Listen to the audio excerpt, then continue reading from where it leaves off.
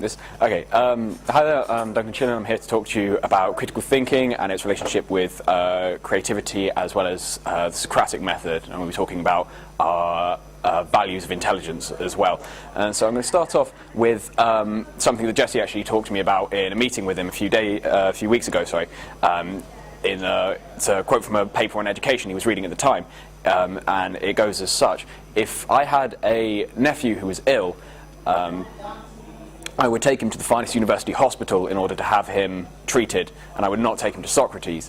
However, if I had a nephew who needed to be educated, I would not take him to the finest university, I would take him to Socrates. And so this asks the question, what did Socrates teach, or how did he teach, more importantly? And he taught through purely asking questions. He would take a concept and he would question it, he would determine its robustness with his learners. Learners would determine whether or not a concept needs improving, and if it does need improving, how to improve it. It's a form of positive hypothesis elimination, wherein you acquire new hypotheses about the world through the fact that you have found problems with your old ones. You have found contradictions with them, and so have discarded them in favor of new ones that are more robust. And so this essentially is an aid to critical thinking. Questioning a concept will aid your critical thinking in the fact that you can take something that someone has told you, and you can question it, and you can ask whether or not it works.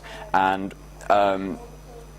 what this is very good at is the fact that whilst it teaches you to criticize things that other people teach you, it also teaches you to criticize yourself, because this form of critical thinking comes into critiquing your own thoughts and ideas.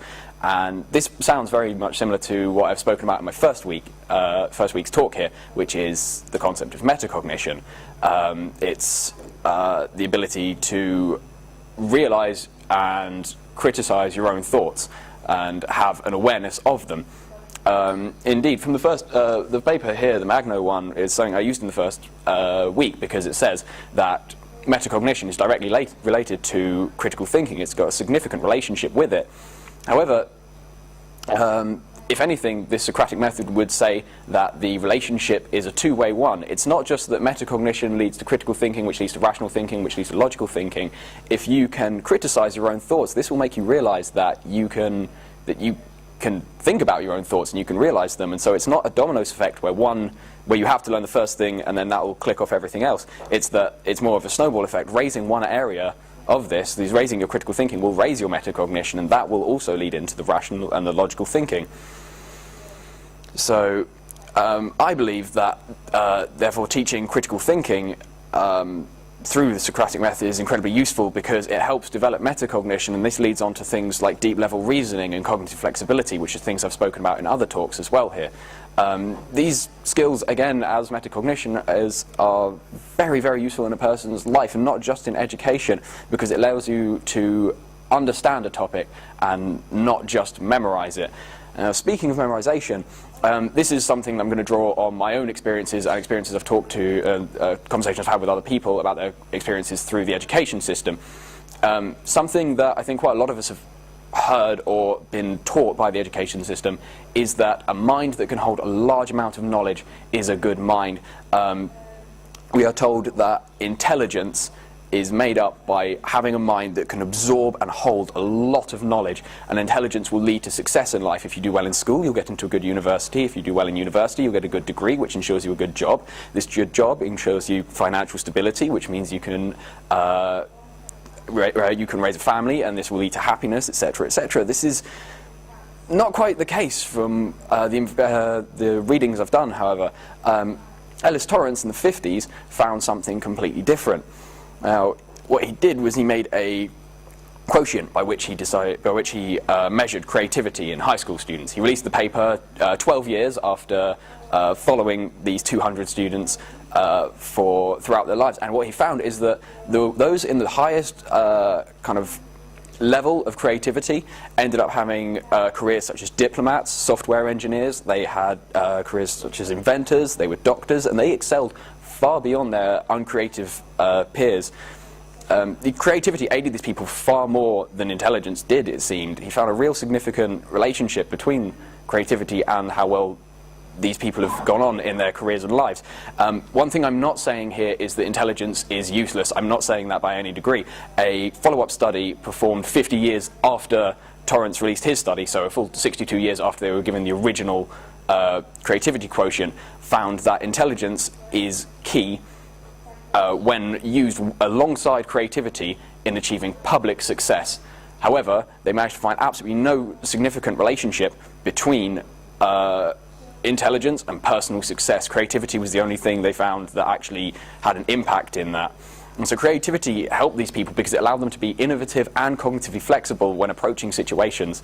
It enabled them to have successful careers and lives. Now, again, I'm going to use my own experience from the education system here, but one thing that I've found in the education system is that creativity is seen as an artistic talent. It is seen as something that you are either creative and artistic and nurtured by the arts department, or you're not. I personally am very much not an artistic person. I have terrible drawing skills, and so was pretty much left to just kind of flounder for all of arts, and this is the same I've heard from a lot of other people.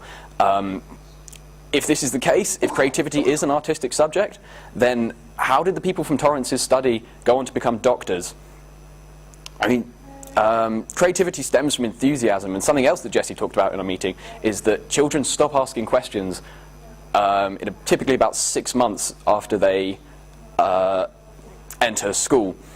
We are taught in school to answer questions, not ask them, and this curbs enthusiasm in the process.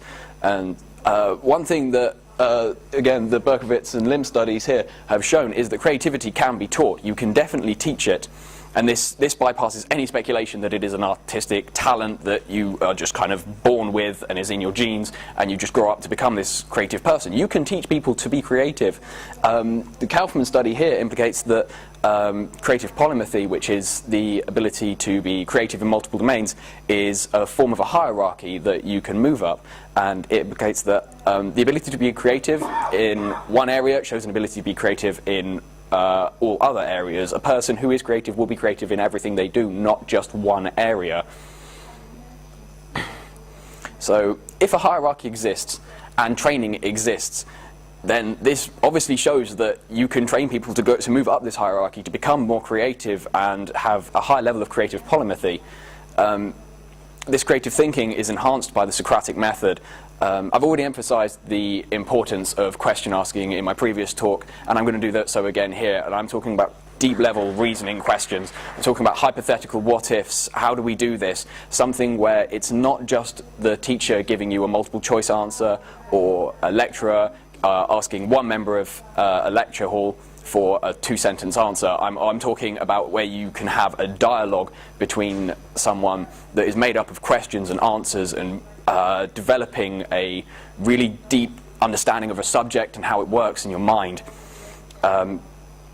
And when this all comes together now is that the creative thinking that you will develop from the Socratic method, when used in combination with the Socratic method, will lead to deep level reasoning, and it will lead to critical thinking. This is far superior to the kind of rote memorization that we are taught in school, wherein for exams you have to memorize and regurgitate and then dump information as soon as you have finished an exam. It will give you true comprehension of a subject.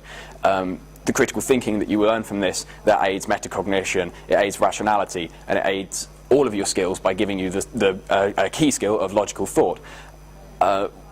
This ensures that, yes, rather than memorizing, again, you will actually learn. This is one of those things wherein by raising one area of this, you raise all of them. If it snowballs into a great, everything is connected in this, and it will snowball into making you better at understanding knowledge rather than just memorizing it. Rather than just having facts, you will actually be able to, at a very, very deep level, understand the information that you're having. So you can apply creativity and critical thinking to create high levels of polymathy, and this enables you to conceptualize and understand information at a very deep level. I think these tools are incredibly useful if you wish to become a pioneer in a subject, because this will allow you to understand a subject's intricacies, its failings, its strengths, and where it can be improved. Without these skills, you'll be going through the same level of just memorization, regurgitation of information without ever breaking it, and it's a cycle that needs to be broken if we wish to ever advance a subject or a topic. So Thank you. If there are any questions.